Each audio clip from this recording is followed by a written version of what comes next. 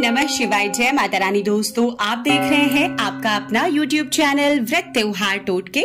मैं हूं आपके साथ रिमझिम शर्मा। सभी बहनों माताओं को हरतालिका तीज व्रत की सबसे पहले तो बहुत बहुत शुभकामनाएं।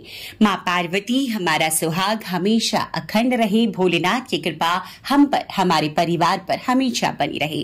तो दोस्तों, हरतालिका तीज व्रत संपन्न हुआ है और अब बारी है विसर्जन की। तो इस वीडियो में मैं आपके साथ विसर्जन की संपूर्ण विधि शेयर करने जा रही हूं। अगर आप भी घर में मिट्टी के शिवलिंग और पूरा शिव परिवार बनाकर पूजा करते हैं, या फिर आप फोटो से पूजा कर रहे हैं या प्रतिमा से, तो किस प्रकार से आपको विसर्जन की विधि कल सुबह यानी कि व्रत खोलने के पहले रखनी चाहिए, संपूर्णता से सभी जानकारियां आपको मिलेगी। तो वीडियो को अंत तक जरूर देखिए। चैनल पर पहली बार आए हैं, इस तरह की जानकारियां आपको भी अच्छी लगती है तो चैनल को सब्सक्राइब करना ना भूलें।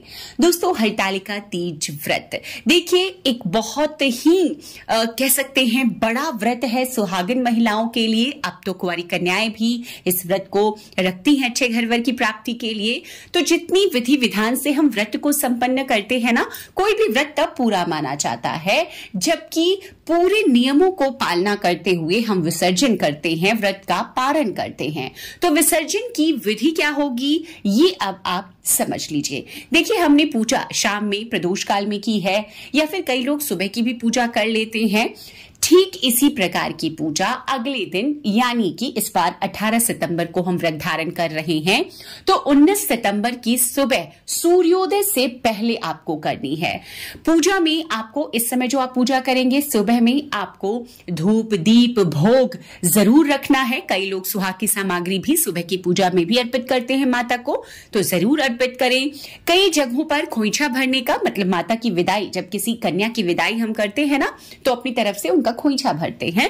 तो अगर वो आप भरते हैं तो जरूर भरें। इसके बाद में दोस्तों अपनी पूरी पूजा विधि संपन्न कर लें, आरती गा लें। उसके बाद में अब विसर्जन करना है। तो विसर्जन की प्रक्रिया में सबसे पहले क्या करना है, देखिए आपने जल आचमन कर लिया, इसके बाद में विसर्जन की प्रक्रिया शुरू करेंगे। और सबसे पहले जो विसर्जन मंत्र है, उस मंत्र को कहते हुए आपको जो चौकी पाटा आपने लगाया है उसको हल्का सा हिला देना है। तो यहां पर विसर्जन की जो प्रक्रिया है, जो विधि है, वो शुरू हो जाती है। इसके बाद दोस्तों सबसे पहले पाटे से आपने जो भी भोग अर्पित किया है पूजा में, वो सबसे पहले भोग आप उतार लें। उतार करके आप अलग से उसे भोग को रख लें। इसके बाद जो आपने फूल मालाएं वगैरह अर्पित की है, आप चाहे मिट्टी के, अगर देखिए परिवार शिव परिवार की आप पूजा कर रही हैं तो आप उन्हीं पर अर्पित ही छोड़ दें, क्योंकि एज इट इज जैसे है यथावत आपको विसर्जन कर लेना है। सुहाग की सामग्री आपने कुछ माता के लिए अर्पित की है, वो आप वहीं पर छोड़ दें। आपने अपने लिए जो सुहाग की सामग्री अर्पित की है उसे आप वहां से उठा लें। जो संकल्प का पान का पत्ता है उसे छोड़ दें, मुखशुद्धि का पान का पत्ता है उसे भी छोड़ दें आप। इसके बाद अगर बहुत सारे लोग जो हैं अलग से गणपति की स्थापना करते हैं, तो गणपति अगर सुपारी की बनाई है तो उसे वहीं पर आप छोड़ दें। अगर मूर्ति है, प्रतिमा है, तो आप उसे उठा करके जो पूजा स्थल है जहां पर उनका स्थान है, यथास्थान गणपति को विराजमान करा दें।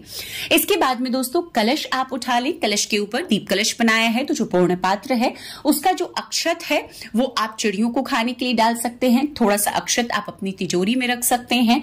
अपने अन्न भंडार में थोड़ा सा अक्षत आप जो चावल है उसको डालकर छोड़ सकते हैं। इससे हमेशा आपके जीवन में अन्न धरने की कभी भी किल्लत नहीं होती है। मां अन्नपूर्णा की कृपा हमेशा आप पर बनी रहती है।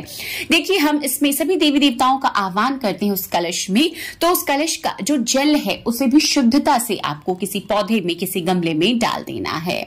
कलश के अंदर आपने सुपारी रखी है, आपने उसके अंदर सिक्का रखा है, तो सुपारी और सिक्का भी आप चाहें तो अपनी तिजोरी में रख सकते हैं, अन्यथा आप उसे विसर्जन सामग्री में डाल सकते हैं। तो इस प्रकार से जो आम के पत्ते हैं या पान के पत्ते जो भी आपने लगाए हैं, वो सभी कुछ आप वहीं पर पाटे पर विसर्जन सामग्री के लिए ही छोड़ सकते हैं। तो दोस्तों इसके बाद जो मिट्टी के अगर शिवलिंग है आपके पास और पूरा शिव परिवार आपने बनाकर, मतलब पार्थिव शिवलिंग की, रेत की शिवलिंग की बनाकर पूजा आराधना की है, तो उसी कपड़े में, जो पाटे पर आपने कपड़ा रखा है, उसी में आपको उन सभी चीजों को एकत्रित करके बांध लेना है।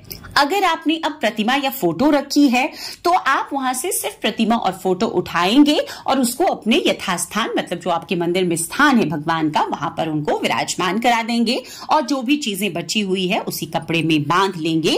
और उसके बाद उसको विसर्जन करने के लिए आप सूर्योदय से पहले जाएंगे। यहां पर एक चीज बहुत ही नोट करने वाली है कि हरितालिका तीज व्रत में जो हम विसर्जन करते हैं वो सूर्योदय से पहले ही कर लेना चाहिए। पार्थिव शिवलिंग का, रेत की जो भी प्रतिमा आपने बनाई है भगवान शिव की पूरे परिवार की, तो सभी सामग्रियों सहित आपको विसर्जन कर देना। बहते जल में कर सकते हैं आप, धरा विसर्जन मतलब भूमि में किसी पार्क में अच्छे स्थान पर आप जमीन को थोड़ा गड्ढा बना लें और वहीं पर सभी चीजों को आप विसर्जित कर सकते हैं। ऊपर से मिट्टी रख करके भगवान से प्रार्थना कर लें।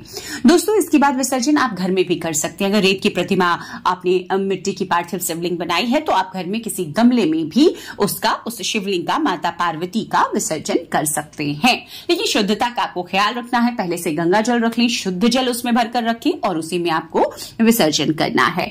तो इस प्रकार से ये तीनों विधि है विसर्जन की, ये आप तरीका अपना सकते हैं। इस बार हरितालिका तीज व्रत में विसर्जन के लिए ये विधि ही शास्त्र सम्मत बताई गई है। और इसके बाद आपको दान पुण्य के कर्म कर लेने हैं। जिनको भी दान दक्षिणा निकालना चाहते हैं, बायना देना चाहते हैं, वो आप दे करके अपने व्रत को खोल सकते हैं भोग से, जो प्रसाद आपने प्रभु को अर्पित किया है आज की पूजा में। आज शुद्ध सात्विक भोजन ही करें। तो इस प्रकार से विसर्जन की प्रक्रिया संपन्न होती है। इसी विधि से आपको भी विसर्जन करना है। दोस्तों, उम्मीद करती हूँ ये जानकारियां आपके लिए उपयोगी होगी। वीडियो पसंद आया है तो लाइक कीजिएगा, आगे अपने दोस्त परिजनों तक जरूर शेयर कीजिए। चैनल पर पहली बार आए हैं, इस तरह की जानकारियां आपको भी अच्छी लगती है तो चैनल को सब्सक्राइब करना ना भूलें। वीडियो देखने के लिए बहुत बहुत शुक्रिया। जय माता रानी, हर हर महादेव।